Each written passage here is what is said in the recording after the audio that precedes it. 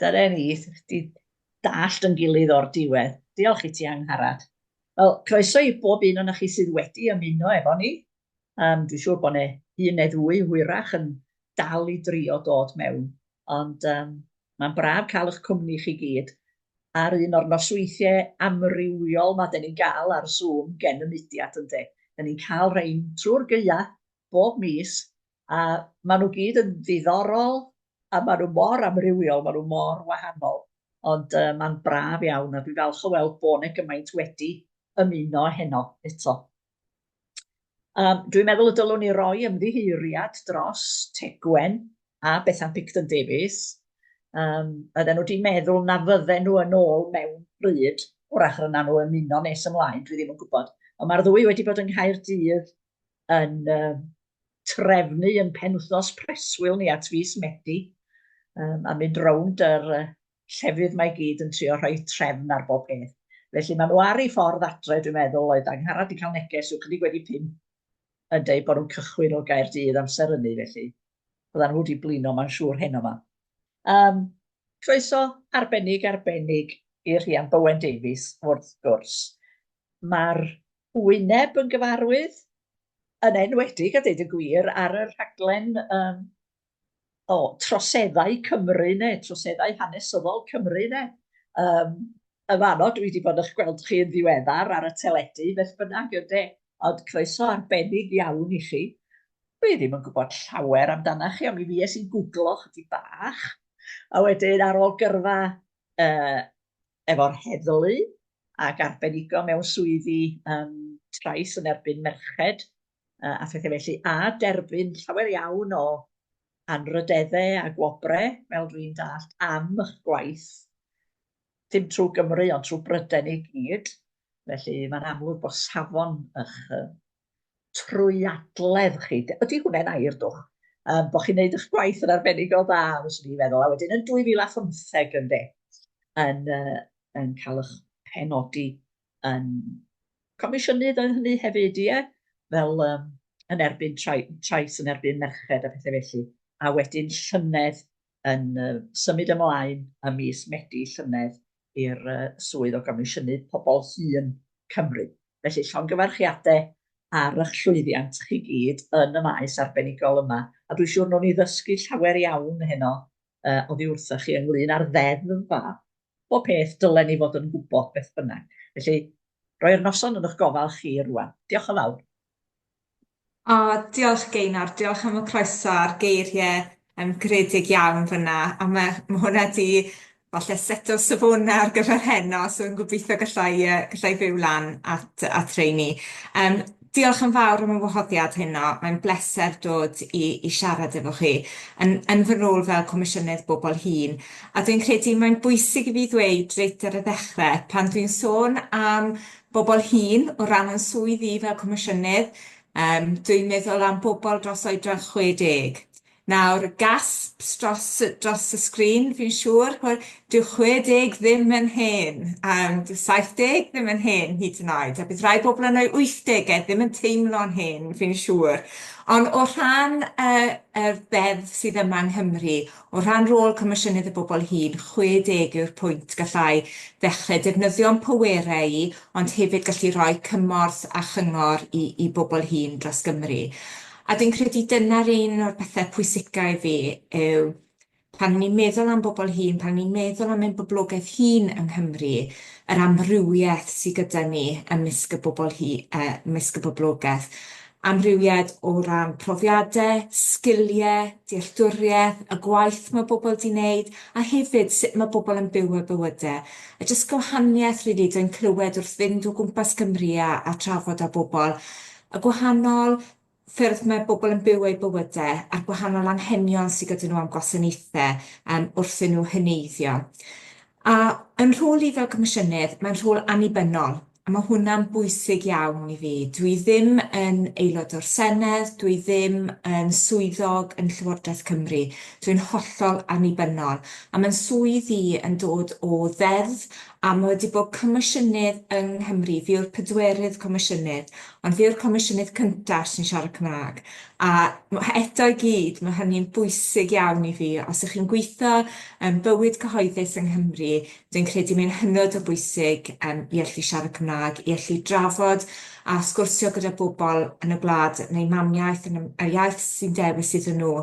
Ond hefyd yn mwy na hynny, i allu i bobl Cymru Cymraeg i allu cael derbyn gwasanaethau yn Cymru yn yr iaith Gymraeg. A mae hwnna'n rhywbeth sy'n dwi wedi gweld yn barod yn swydd. Dwi wedi bod yn y swydd nes diwedd mis Medi, felly dwi'n dod fyny at 5 mis yn y swydd.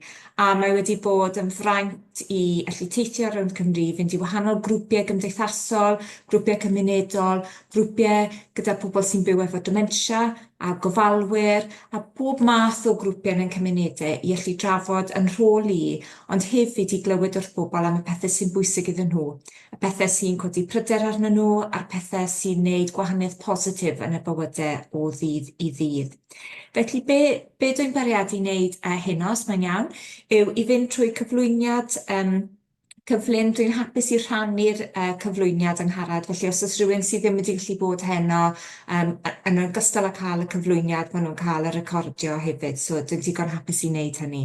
A wedyn, unwaith fi fod trwy'r cyflwyniad, dwi'n digon hapus i gymryd unrhyw cwestiynau neu bobl jyst codi pwyntiau efo fi hoffwn i fi nodi. Ar hyn o bryd, dwi'n dod i diwedd o gyfnod o ymgynghori gyda bobl hŷn yng Nghymru i allu siapio yn blaenoriaethau i fel Comisiynydd dros y blynyddoedd nesaf. Mae gen i dymor o 7 mlynedd, felly digon o amser i greu newid positif yn y marn i a newid barhaol i bobl hŷn yng Nghymru. Achos i fi beth sy'n bwysig yw nid yn unig i wneud newidiadau ar gyfer nawr, ond newidiadau ar gyfer cenedlaethau nesaf o bobl hŷn.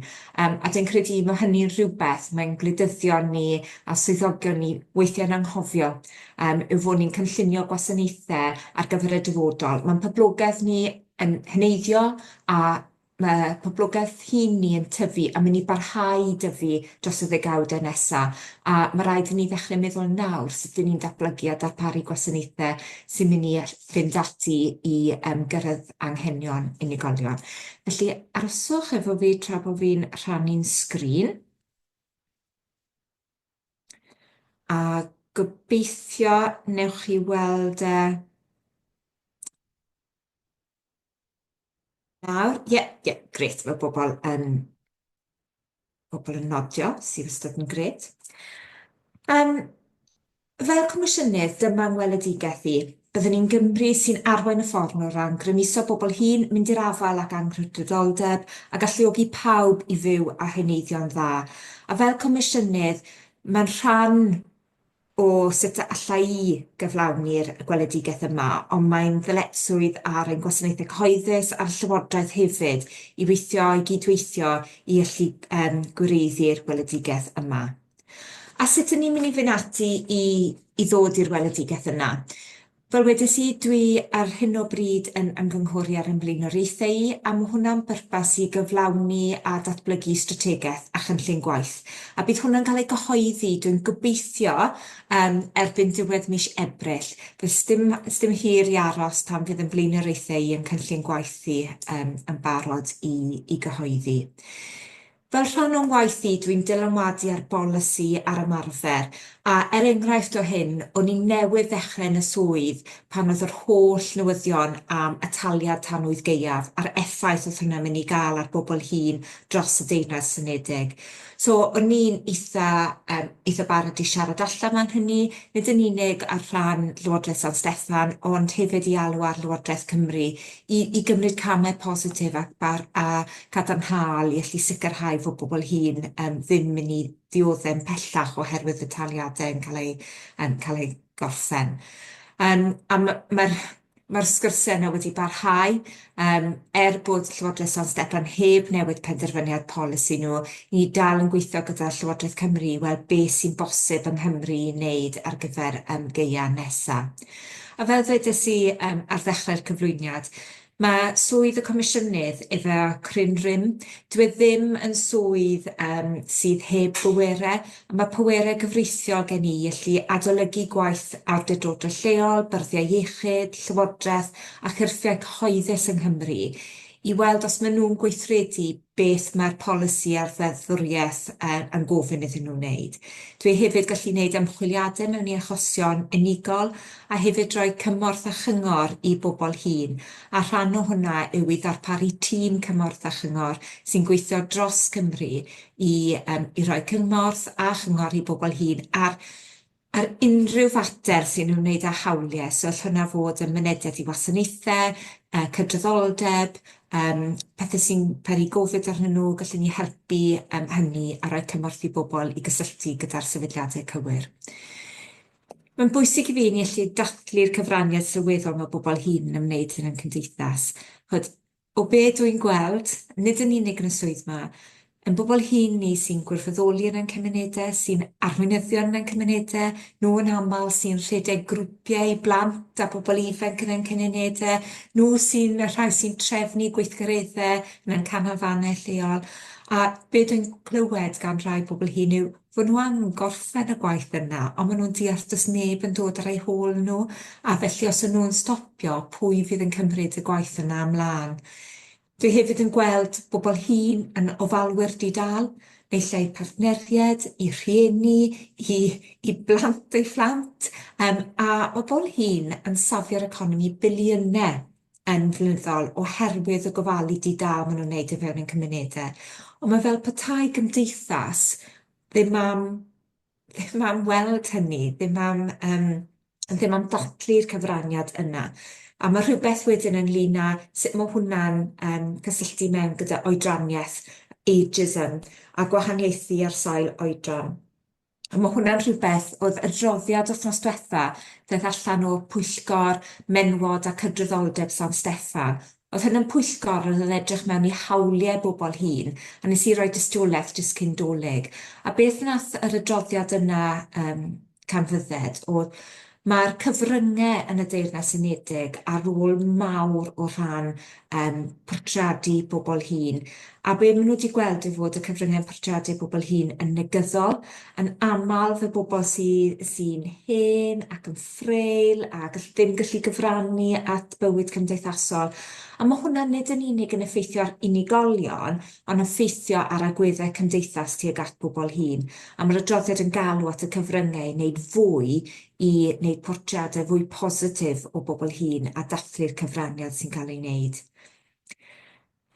A wedyn hefyd, mae'n bwysig i fi allu weld beth sy'n gweithio'n da, nid yn unig yng Nghymru, ond yn rhyngwladol, i allu dod ar ymarfer da yna nôl i Gymru. A un o'r pethau ni wedi bod yn wneud am y blynyddoedd diwetha yw hyrwyddo cymunedau oed gyfeillgar. Nawr, mae 8 o'n siroedd ni yng Nghymru yn gymunedau oed gyfeillgar ar hyn o bryd. A mae hynny'n golygu fod nhw'n hyrwyddo cyfraniad bobl hŷn yn gyfartaledd ac yn rhoi cyfleoedd i bobl hŷn i gael eu lleisiau i clywed o ran datblygu gwasanaethau, yn meysydd trafnidiaeth, tai, datblygu gwasanaethau. A off the top ymhen, dwi'n mynd i trio rhedeg trwy'r 8 sy'n cymunedau oed gyfeillgar nawr. So mae gyda ni Ynys Môn, Gwynedd, Sir Fflint, Ceredigion, be arall? Mae Caerdydd, be arall sy'n yna? Plis dewch mewn os oes rhywun helpu. Mae sawl ardal yn gweithio tuag at cymunedau oed gyfeillgar, ond mae 8 ar hyn o bryd yn ein gobeithio. Dimbych, diolch Cheryl, diolch. O'n i'n gwybod oedd rhywun arall yn y gogledd. A ni'n gweithio tuag at bob awdurdod lleol yn dod yn gymunedau oed gyfeillgar, achos mae hwnna wedi rhoi cyfleoedd i bobl hŷn i deimlo'n rhan o'r penderfyniadau sy'n cael ei wneud yn eu cymuned. Beth sy'n bod, right. So, o rhan y waith i, beth wedi wneud yn y misoedd cyntaf yw i fod allan dros Gymru, siarad â bobl hŷn yn eu cartrefi, yn y llefydd maen nhw'n cymdeithasu, y llefydd maen nhw'n gweithio ac yn gwirfoddoli, i glywed beth sy'n bwysig iddyn nhw. A o hynny, dwi wedi datblygu 4 pedwar outcome allweddol dwi'n galw nhw. A beth yw'r rhain yw mynd i fod yn sylfaen i'r unwaith di, sylfaen i'r holl gwaith byddai'n neud yn ystod yn hymori.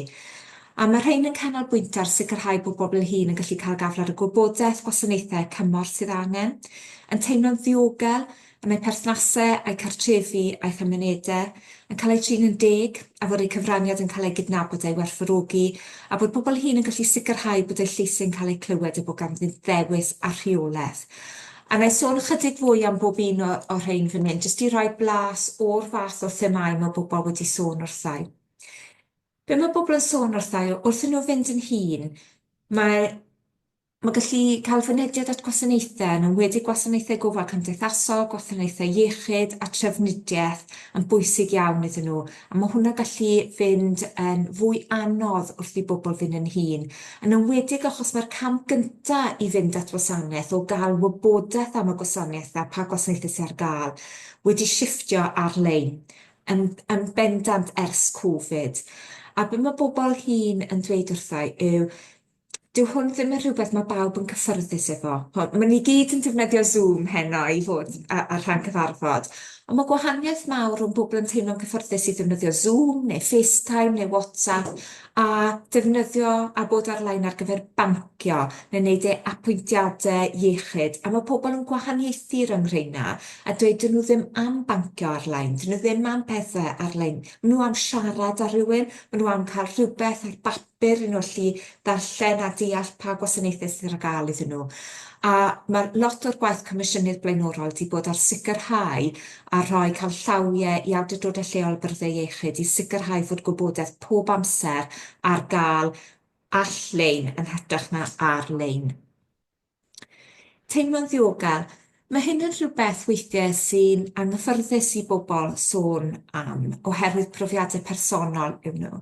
Ond fel oedd Geinon dweud, nes i weithio am ddegawd yn y maes trais yn y cartref, a dwi'n gwybod fod un yn pob 6 o bobl hŷn dros oedran 60 yn dioddef rhyw fath o drais.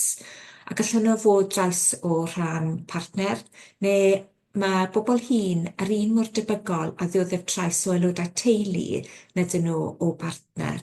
A mae'r trais yna gallu fod yn trais gorfforol, gallu fod yn trais emosiynol, economaidd, dyna be ni'n gweld lot ohono o ran arian, cartrefi, pob math o drais mae bobl yn dioddef.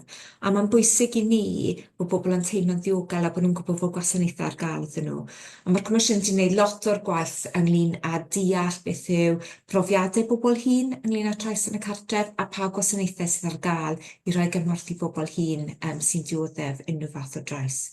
Ond hefyd pan ni'n meddwl am fod yn ddiogel yna'n cartrefi, mae bobl hŷn yn fwy debygol o ddweud maen nhw'n teimlo'n ddiogel yna'n cartrefi wrth nos i gymharu fod allan yn eu gymunedau. A maen nhw'n sôn am, ddim bob amser yn teimlo'n ddiogel o ran llefydd fel gorsafaidd bws, neu cerdded nhw yn y tywyllwch oherwydd dim goliadau stryd, neu mae'r palmantau neu'r hewlydd ddim yn ddiogel oherwydd falle dyw bobl ddim yn gweld mor dda allan nhw a heb y goliadau dyw hwnna ddim yn teimlo'n ddiogel. So pan ni'n sôn am teimlo'n ddiogel a diogelwch, ni'n sôn am hynny o ran yn eitha eang o ran diogelwch. Cydnabyddiaeth a triniaetheg. Llawer o bobl hŷn di ddweud wrthyn fod nhw'n teimlo fod nhw wedi cael eu trin yn wahanol ar sail eu hoedran, neillio oherwydd gwaith neu derbyn gwasanaethau, a beth dwi'n clywed fel Comisiynydd a trwy'r tîm cymorth a chyngor, yw bod pobl yn sôn am oedraniaeth a gwahaniaethu ar sail oedran. Ond dyn nhw ddim falle'n cydnabod fel yna. Maen nhw'n sôn am gael eu trin yn anheg neu'n gwahanol, a ni'n gwybod fod y gyfraith o gwmpas oedraniaeth a gwahaniaethu ar sail oedran ddim yn un sy'n gryf. Mae achosion ar sail gwahaniaethu ar sail protected characteristics eraill lot fwy gryf a robust i gymharu â oedraniaeth, a mae hwnna'n eto rhywbeth mae'r adroddiad wythnos diwetha wedi canfod. A wedyn llais dewis a rheolaeth. Bobl hŷn amlwg yn ddweud wrthai bod nhw ddim yn cael eu clywed, nhw ddim yn teimlo bod nhw'n cael eu clywed. Maen nhw'n teimlo ar geiriau maen nhw'n defnyddio, maen nhw'n cael eu teimlo di wneud i yn hytrach na wrth ochr neu gyda. A bod nhw ddim yn, os oes rhywbeth maen nhw'n cwyno neu ddim yn hapus amdano, dyn nhw ddim yn teimlo fod y lleisiau nhw'n cael ei glywed. A mae hwnna'n rhywbeth dwi'n clywed tro ar ôl tro, gwahanol enghreifftiau a siample wrth i fi gwrdd â bobl hŷn dros Gymru. A dyna pam un o'r rhesymau am y cymunedau oed gyfeillgar yw i rhoi'r cyfleoedd yma lle mae bobl hŷn gallu cefnogi, ymgysylltu a maen nhw'n gallu cyd-gynhyrchu yn wirioneddol a maen nhw'n teimlo yn gyfartaledd yn gyfartal wrth wneud hynny. So yn y 5 mis diwetha, dwi wedi bod dros Cymru, dwi wedi sôn ar cannoedd o bobl hŷn, ond hefyd dwi wedi bod allan gyda holiadur. Nawr mae'r holiadur yma, fod ar-lein, dyn ni hefyd wedi cael dros 370 o ymatebion i'r holiadur ar-lein, ond ni hefyd wedi danfon papurau, copïau papur allan i bobl i allu danfon nôl yn rhad ac yn ddim. A dwi wedi anfon y link at tegwen i allu rhannu efo chi os nad dwi wedi wneud yn barod, fe gall bobl ymateb os ydyn nhw eisiau i'r holiadur yna. Ond hefyd mae bobl gallu ffonio i sôn wrthau am y pethau maen nhw am rhannu. Ac mae'r holiadur yn cael dydd Gwener, ond dwi'n siŵr byddwn ni'n derbyn yr holiaduron papur am spel ar ôl hynny. A wedyn byddwn ni'n casglu rheina a wedyn yn defnyddio nhw i liwio'n cynllun gwaith i. A jyst tipyn bach am y tîm cyngor a chymorth. Mae'r tîm ar-lein, ar y ffôn, gallwch chi sgrifennu atyn nhw, a pwrpas y tîm yw allu rhoi cyngorth a chymorth unigol i bobl sy'n ffonio, a gall hynna fod ar rhan aelod y deulu, neu ar rhan ffrind, neu i ffonio os oes rhywbeth yn codi pryder arnyn nhw. Ni'n cael bob math o alwadau i wneud a bobl yn aros yn sbyty a methu dod allan o helstyn pecyn gofal efo nhw, bobl yn aros yn hir am asesiadau gofal cymdeithasol, bobl yn sôn wrthyn ni falle am gwaith sydd heb yn wneud yn y tŷ gan awdurdod lleol neu gymdeithas tai, bobl yn sôn wrthyn ni am budd daliadau, gallu cael asesiadau effeithlon ynni. So bob math o bethau, dyma pwynt o gyswllt i bawb i allu gysylltu â fi, i allu gysylltu â'r tîm a i gael gwybodaeth maen nhw wedi cysylltu mewn â rhwydweithau lleol, so maen nhw'n gwybod gwasanaethau lleol sydd ar gael a gallu wneud y cysylltiad yna i bobl yn eu gymunedau eu hil. A wedyn yn bwysig i fi mewn rhan o'n rôl, nid yn unig i fod yn llais gryf ar gyfer bobl hŷn a hyrwyddio hawliau a lleisiau bobl hŷn, ond hefyd i allu craffu a dal yn atebol gwasanaethau cyhoeddus a llywodraeth yng Nghymru. A fel mae'r sleid yma'n dweud, dwi wedi rhoi tystiolaeth yn barod i Pwyllgorau yng Nghymru a San Steffan, lle dwi'n mynd â lleisiau a enghreifftiau o beth sydd wedi digwydd i bobl hŷn yng Nghymru i'r pwyllgorau yma i allu rhannu profiadau bobl hŷn a i geisio dylanwadu ar polisi a ddeddfwriaeth yma yng Nghymru. A fel rhan o'n waith i, fel mae'n dweud fyna, dwi'n cysylltu ac yn cyfarfod â gweinidogion, gan gynnwys y brif weinidog, yn ogystal â gwleidyddion a rhandeiliad allweddol, i allu godi materion a galw am weithredu. So dwi wedi whistle stop tour fyna i chi o'n rhôl a ble dwi ar hyn o bryd yn y rôl o ran siapio blaenoriaethau.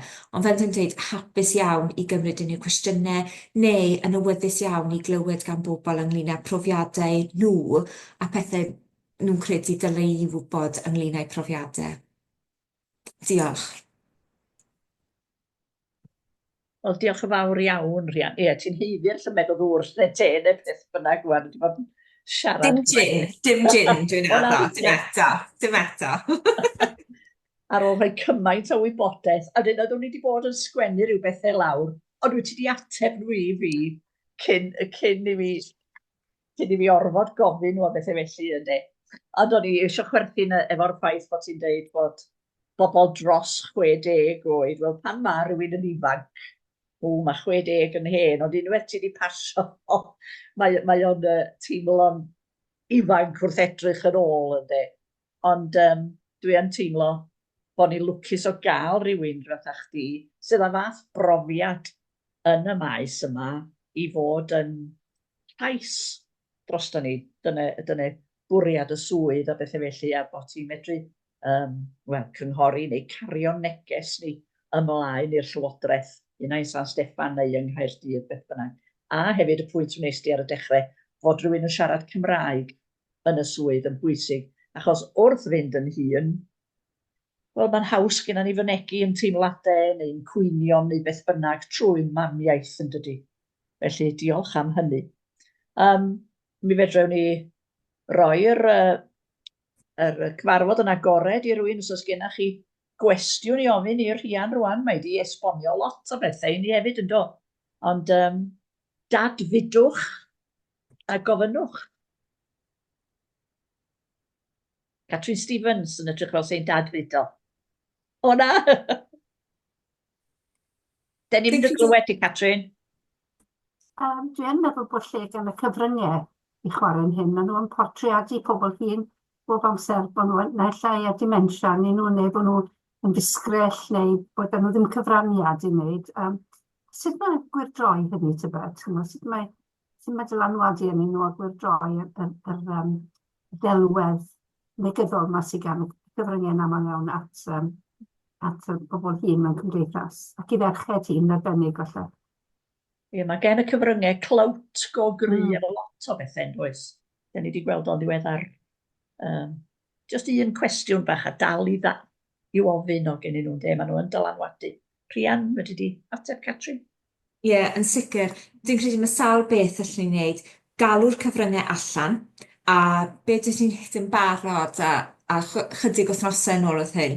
A sy'n gwybod faint o bobl ar y sgrin sy'n gwylio Silent Witness. So, just ar ôl doleg, nath y gyfres newydd ddechrau, a'r penodau cyntaf oedd stori oedd yn ymwneud â bobl hŷn. A bobl hŷn wedi cael eu sgamio a wedi lyfryddio gan bobl oedd wedi sgamio nhw. A oedd y ffordd oedd bobl hŷn wedi cael eu portreadu yn y penodau yna rili yn sioc i fi fod y cyfryngau gallu wneud hynny. A rhyw BBC oedd a nes i sgrifennu blog amdano fe ynglyn â sut oedd y bobl hŷn wedi cael eu portreadu, ond hyd yn oed pan o'n nhw wedi penodi proffesor oedd hi'n proffesor hŷn, ond oedd hi wedi cael ei portreadu'n eccentric. So, oedd rhaid yn nhw roi label arall i'r bobl hŷn yn hytrach na person hŷn oedd ar gallu fod yn proffesor, oedd yn academaidd. So, dwi'n credu mae rhywbeth ynglyn â galw'r y portreadau yma allan. Mae rhywbeth ynglyn â codi cwyn. Achos beth nes i sylweddoli llynedd pan oedd y pwyllgor yn San Steffan yn cymryd tystiolaeth. A dwi'n mynd i gael hwn falle yn anghywir nawr yn trio advertising standards sy'n cael ei gweithredu fel gyda'r ombudsman sy'n edrych dros darlledu. Dyn nhw ddim gallu gwahaniaethu ar unrhyw protected characteristic arall, ond maen nhw gallu gwneud hynny ar gyfer oedran. So mae argymell yn yr adroddiad wrthos diwetha i ddweud mae rhaid i nhw gryfhau'r rheolau ynglyn â portreadu bobl hŷn yn y cyfryngau. So mae'r gwaith yma wedi bod yn mynd mlaen ers sawl mlynedd lle dyw'r shifft na heb ddigwydd gan y regulator, ond dwi'n gobeithio nawr gyda'r adroddiad wrthnos diwetha newn ni ddechrau weld hynny yn cael ei gryfhau a byddai'n parhau i godi'r pwynt yma a galw allan pan ni'n gweld hynny. Achos un o'r pethau nhw hefyd yn dweud wrthnos diwetha oedd o gwmpas sut mae'r pobl hŷn yn cael eu portreadu a'i rhoi yn erbyn genedlaethau iau, so nhw'n sôn wrthnos diwetha am sut mae bobl hŷn yn cael portreadu, maen nhw final salary pensions, mae gyda nhw tai, maen nhw'n perthyn a'u tai nhw, a maen nhw'n trio roi'r genedlaethau yn erbyn ei gilydd. Wel, nid bai bobl hŷn yw fod dim digon o dai i bobl iau, bai llywodraethau olynol i beidio adeiladu tai o hwnna, ond mae fel petai'r bai na'n cael ei roi yn erbyn bobl hŷn yn y cyfryngau, so oedd hwnna'n rhywbeth arall nath ni alw allan wrthnos diwetha. Ond na, dwi'n cytuno, mae'r cyfryngau ar ôl mawr i ware ar hyn o bryd portred yn negyddol iawn sy'n cael ei rhoi am bobl hŷn. Mae gen yn fwer yn dos. Rwy'n arall y cwestiwn? Ych chi, mae jyst edrych ar y sgrin ma. Dwi'n eisiau bod yn bersonol efo neb, ond mae jyst edrych ar y sgrin ma. A ffordd oedd Rhian yn deud rwan, fel mae'r cyfrynge'n portreadu bobl o oedran hŷn. Wel, fyswn i'n licio meddwl bod bob un yna ni yn pethau ac yn gallu copio fo unrhyw beth ddaw i chi yn bywydau ni, ond dyn ni'n cael yn darlunio felly bob amser yn acten. Ac ein falle fydd yn help jyst i fi rhannu efo rheini ar y cyfarfod rai o'r themau sydd wedi dod allan o'r ymgynghoriad a'r trafodaethau hyd yn hyn. Yn aml iawn dwi'n cael rhyw fath o ymateb pan dwi'n rhannu rhein. Dwi'n deall bod pawb ar mute, so falle na i ddim clywed yr ymateb na, falle na i weld e ar y sgrin.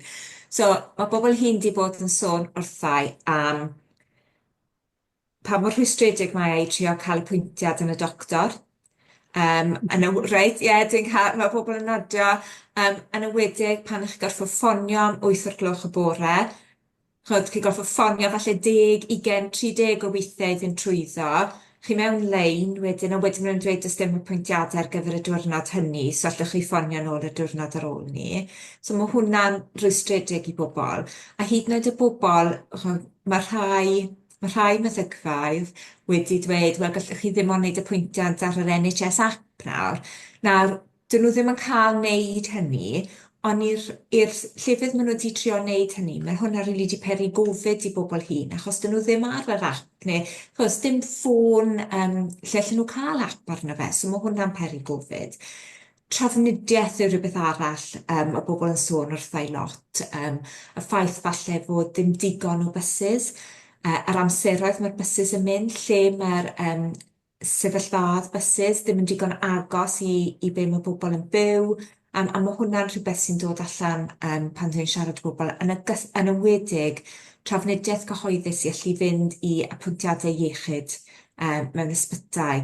Os dyw bobl ddim yn gyrru, maen nhw'n dweud wrthau, maen nhw'n dibynnu ar lift, neu maen nhw'n gorfod talu am tacsi, achos dyw'r bysys ddim yn mynd at yr ysbyty, neu mae jyst rhy bell, neu dyw'r bysys ddim yn mynd i gyrraedd na mewn amser i'r pwyntiadau. Mae bobl hefyd i sôn wrthau yn eitha agored am costau byw a'r effaith mae rheina wedi cael yn y blwyddyn diwethaf yn ymwedig o rhan costau ynni, costi dŵr yn mynd fyny, cyngor treth yn mynd fyny, treth cyngor. So mae'r holl beth yna, pan mae bobl ar incwm sefydlog, megis pensiwn, i ni'n gwybod fod 1 yn bob 5 o bobl hŷn yn Cymru yn byw yn tlodi tanwydd. So mae hwnna'n rhywbeth real i bobl, a mae hwnna'n dod â fi at bwynt arall hefyd. Mae pawb sy'n ar y cyfarfod hynno yn rhan o'r gymdeithas yma, yn rhan o'r grŵp, yn teimlo fel rhan o'r teulu, dwi'n siŵr. Dwi'n gwybod, a byddwch chi'n gwybod hefyd, mae bobl yn eich pentrefi, eich trefi eich cymunedau chi, sydd ddim falle yn rhan o grŵp fel hyn, ond yn fregus iawn, falle oherwydd eu iechyd nhw, neu oherwydd ys neb o'i gwmpas nhw rhan teulu. A chwyd, be dwi'n gofyn i chi yw i helpu fi gyrraedd y bobl yna. Achos llai fynd i bentrefi a trefi dros y wlad, dwi ddim bob amser mynd i wybod am y bobl yna a pethau sy'n bwysig iddyn nhw. So i allu rhannu'r ffaith fod Comisiynydd i bobl hŷn yn Cymru a gall bobl cysylltu i gael help a chymorth. Pobl hefyd i sôn wrthau am unigrwydd, yn ymwedig ar pwynt falle mae wedi ymddeol o swydd a pobl yn sôn wrthau, maen nhw'n dechrau cwestiynu pwrpas a ffocws o ddydd i ddydd a maen nhw'n colli'r rŵtín yna. Os mae rhywun wedyn yn mynd trwy colled, falle partner neu aelod o'r teulu, mae hwnna hefyd gallu effeithio nid yn unig ar iechyd meddwl, ond pobl yn teimlo'n unig iawn o fewn ei hun. A mae hwnna eto yn rhywbeth gall cymunedau oed gyfeillgar fod yn rhan i helpu a rhoi cymorth i bobl fyna. So dyna rai o'r bethau sydd wedi dod fyny hyd yn hyn yn yr ymgynghoriad. Ie, diolch am hynny. Mae rhywun wrth fynd yn hyd. Dwi'n gwybod, o'n i'n 30 mlynedd yn ôl, wrach fysa swn i'n meddwl ddwywaith am wneud ambell i beth, ond mae rhywun yn colli hyder wrth fynd yn hun. Yn dydy, a nen wedi gyda teulu yn byw yn bell i ffwrdd. Mae hynny'n digwydd rwan, pa fydd plant yn symud i ffwrdd i fyw a bethau felly. A sgennych chi neb o'ch cwmpas i'ch helpu lle efo rhywbeth. Mae'n, ia, dwi'n siŵr bod y mudiad yn rhannu'r wybodaeth yma i gyd allan os nad ydy nhw wedi wneud yn barod, na i'n coel cael di byd, ond bod o wedi dod. Rhywun arall â cwestiwn? Os gyda i'n cwestiwn, mae'n ddrwg gyda i bod ni'n hwyr yn uno, ond o'n newydd oedd adra ro bod yn gwydro. Un peth sydd wedi mynd â'n sylw fi heno yma, neu ar post prynhawn, a clywed bod S4C ar gyfer can i Gymru nos Wener, na dim ond pleidlais ar y wes yna, neu trwy e-bost. A mae hynna mynd i amharu dipyn, dwi'n meddwl, dydy. Yndi, yn enwedig ar y bobl hyn yn de. Ie. Dim ar A heb signal o falle hefyd, da. Ie. A ni'n gwybod fod 29% o bobl dros 75 ddim yn defnyddio'r we o gwbl yng Nghymru. A ydy hwnna oherwydd y trafferth gyda nhw llynedd, a hwnna ar y ffôn yn dod e, so nhw wedi jyst i cael gwared o'r ffôn. Ynddi. Oherwydd y trafferthion. Gallai godi hwnna fori Ond dwi'n meddwl bod o'n cael ei drafod ar y newyddion wan y dweud gwir, neu oedd o'n benawd gynna beth bynnag. Gret, neu sicrhau fod yn hun i di cysylltu mewn efo hwnna peth gyntaf bore fori. A bod y cyfryngen i drafod o'n deg. Ie, yn union. Be na i ddweud hefyd, os mae bobl yn rhan ac aelodau o grwpau eraill o fewn y cymunedau, mae lot fawr o adnoddau gyda ni, llyfrau, copïau papur, neu pethau ar-lein. Os hoffech chi gael unrhyw wybodaeth i fynd allan yn y gymunedau, jyst rhowch wybod i ni, a newn ni danfon bocs allan i chi, a gallwch chi dosbarthu reina lle bynnag i chi meddwl fydden nhw o fydd. So mae pethau am hawliau, mae pethau am hawliau i fynedu doctor, so bob math o adnoddau ar gael i bobl. Archifau cyswllt wrach, ie? Ie, yn sicr. Mae hynny yn help mawr, dwi'n credu. O ran bod yn bersonol, wan, be ddar eich arwen chi i'r maes yma? Ych profiad chi efo'r heddlu, neu ydy o rhywbeth ydych chi eisiau gwneud ers pan ydych chi fach? Mae pob peth dwi wedi wneud, neu lle fod yn yr heddlu, neu gweithio yn maes trais yn y cartref. Mae rhywbeth i fi ynglyn â tegwch a cyfiawnder a wneud y peth cywir. A mae hwnna wedi bod efo fi trwy gydol yng ngyrfa. Ond dwi'n credu un o'r pethau mwyaf am y rôl yma. So am y 7 mlynedd diwetha, ers i fi adael y maes trais yn y cartref, dwi wedi bod yn cadeirio domestic homicide reviews. Dyna'r gwyneb mae'r fwyaf o bobl. Mae'n bywyd i llawn hwyl a stri am y 7 mlynedd diwetha. Ond beth o'n i'n gweld, yn ymwedig yn falle'r 2 flynedd ola ni'n neud y gwaith na, oedd fwy o bobl hŷn yn cael ei ladd oherwydd trais yn y cartref, a pan o'n ni'n edrych mewn i'r achosion yna, so o'n ni'n dod mewn yn annibynnol, o'n ni'n edrych ar cyswllt y gwahanol gwasanaethau, a wedyn edrych ar beth oedd yr argymhellion i wella ymarfer a polisi. A nes i, jyst yn trio cofio yna, nes i 5 adolygiad yng Nghymru yn y cwpl o flynyddoedd diwetha, a oedd pob un ond un o'r rheina yn bobl hŷn. Bobl hŷn, wedi cael ei ladd gan partner, wedi ladd gan aelod teulu. Oedd hwnna wir wedi codi'n ymwybyddiaeth i ynglyn â dealltwriaeth trais yn y cartref yn erbyn bobl hŷn, ond pa mor addas oedd gwasanaethau i bobl i bobl hŷn, o bobl hyd yn oed yn gwybod oedd gwasanaethau cymorth ar gael, a'r holl faes yna, a nes i wneud lot o waith yn y faes yna, a dyna pan nath y rôl yma ddod fyny, o'n i'n gweld o'n i'n gallu dod ar sgiliau, a'r gwybodaeth a'r profiad, ie. O, da iawn, diddorol iawn. Ie, rhywun arall ar rhywbeth i ddeud. O, maen nhw'n dawedog iawn yn dydyn. O, gwan Olwen?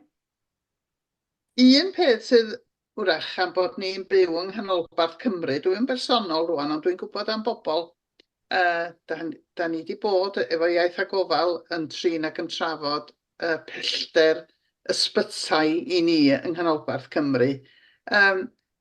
A beth sy'n eich digaloni chi hefyd ydy bod na lawer o bobl mewn oedran yn angen mynd i weld arbenigwr mewn ysbytai sydd ymhell i ffwrdd o'i cynhefu nhw ac ymhell o'i surgery lleol ac yn cael trafferth weithiau bod nhw'n cael apwyntiad wrach yn y bore yn o fuan i fynd bellter felly bod nhw'n methu cael tacsi, dach chi'n bod, i fynd â nhw i'r llefydd. Maen nhw, yr ateb mae yna un neu ddau dwi wedi glywed yn dweud, da ni'n yn cychwyn cyn 8 o'r gloch, wel wrach bod nhw eisiau dod y tacsi yna, eisiau dod o Sir Fôn i bigon y fyny ganolbarth Cymru, i fynd â nhw i ganolbarth Lloegr a dweud y gwir, i ni, felly fel Mwythig a Telford ynde.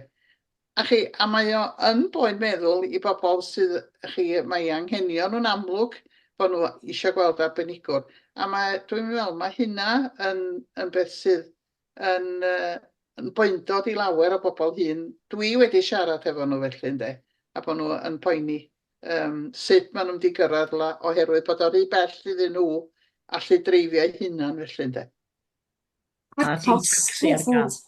Ie, a'r cost hefyd mae bobl yn gorfod talu i gyrraedd yr apwyntiadau yna, achos mae fod trafnidiaeth gwrfoddol yn rai ardaloedd Cymru, mae hwnna yn lottery code post, os mae gwasanaeth ar gael, a eto mae rhaid bwcio hwnna, a maen nhw wedi or-subscriber, so dwi'n clywed hwnna lot, a dwi hefyd yn clywed mae bobl wedyn jyst ddim yn mynd i'r apwyntiadau, achos mae'r stres o orfod cyrraedd yna yn ormod iddyn nhw. Diolch Olwen. Rwy'n arall ar i'w sylw i wneud. Swn ni'n gofyn, sut ydyn ni'n gallu cysylltu gyda chi, os cyfeiriad gyda chi, lle mae'ch swyddfa chi ag ati? Na i roi yn y chat nawr Delma, so bydden i chi gallu nodi. Na i wneud hwnna wrth i ni siarad nawr. O, diolch yn fawr, diolch.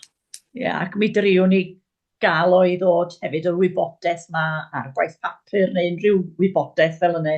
Drio i anfon allan o'r swyddfa hefyd os fydd Rhian wedi cysylltu efo Tegwen ac yn siŵr bod yn cyrraedd y swyddfa a dwi'n siŵr gyda nhw'n y swyddfa i anfon allan. Diolch. Oes na batrwm yn yr atebion yr holiaduron neu mewn cwynion o ran ardaloedd, ta di o mwy na lai yr un problema ym mhob ardal trwy Gymru?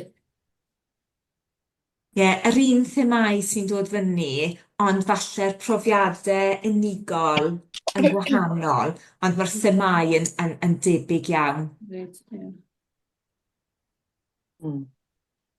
Ie, pryder mae'n siŵr am safonau byw a thlodi a pethau felly mae'n debyg sydd yn poeni ni wrth ni fynd yn hun ynddo. A pethau fel allgau digidol hefyd, mae hwnna'n rhywbeth sy'n dod lan tro ar ôl tro. Chod nes I sôn yn y cyflwyniad ynglyn â gwybodaeth yn mynd ar-lein fwy a fwy. A bobl hefyd yn sôn wrthai, dwi ddim jyst nawr ynglyn â cael gwybodaeth am gwasanaethau. Ni'n sôn am meysydd parto sydd wedi mynd ar apps. Ni'n sôn am talu am drafnidiaeth cyhoeddus i fynd ar apps.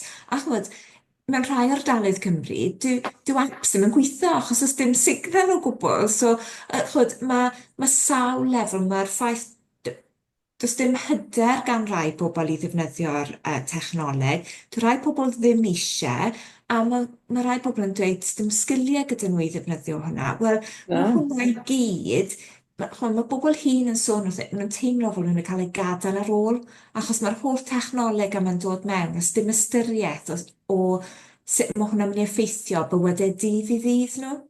Ie, mae'n gymaint o bethau ar gael i'ch ffôn chi rwan. Dychmod, pob peth ar gael, oddi ar eich ffôn.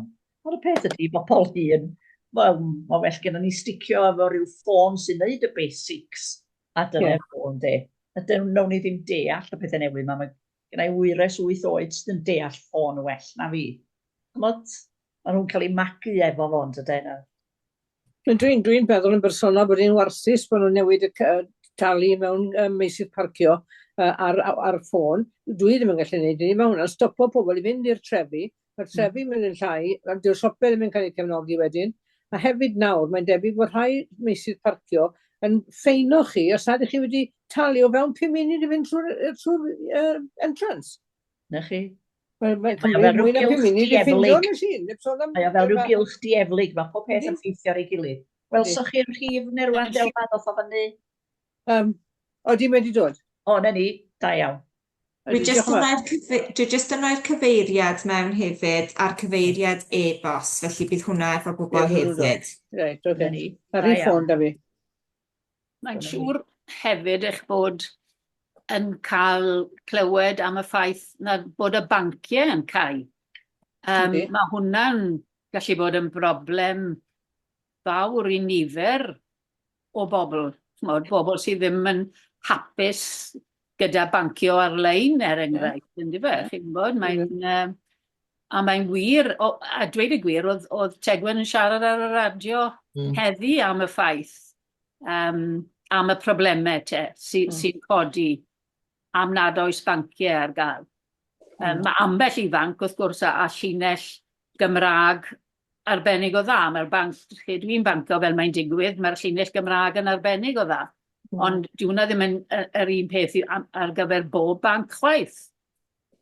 Felly mae hwnna wir yn broblem. Yndi, mae o. A mae'r mudiad wedi bod yn trafod hyn ers misoedd ar fisoedd, ond dydy o ddim yn ymddangos fod yna neb lawer yn gwrando mae. Pob peth yn symud yn ei flaen a... Dwi'n credu pan ych chi'n colli banciau o bentrefi a trefi, chi'n colli'r cyswllt personol na, o'ch chi'n gwybod pwy oedd yn gweithio yn y banciau, a oedd nhw hefyd yn gwybod pwy oedd yn dod mewn i'r banc. So pan o'n i'n meddwl am scams, oedd bobl yn gwybod os oedd rhywun yn dod mewn o'n nhw ddim yn nabod a gofyn am arian di gael ei dynnu allan.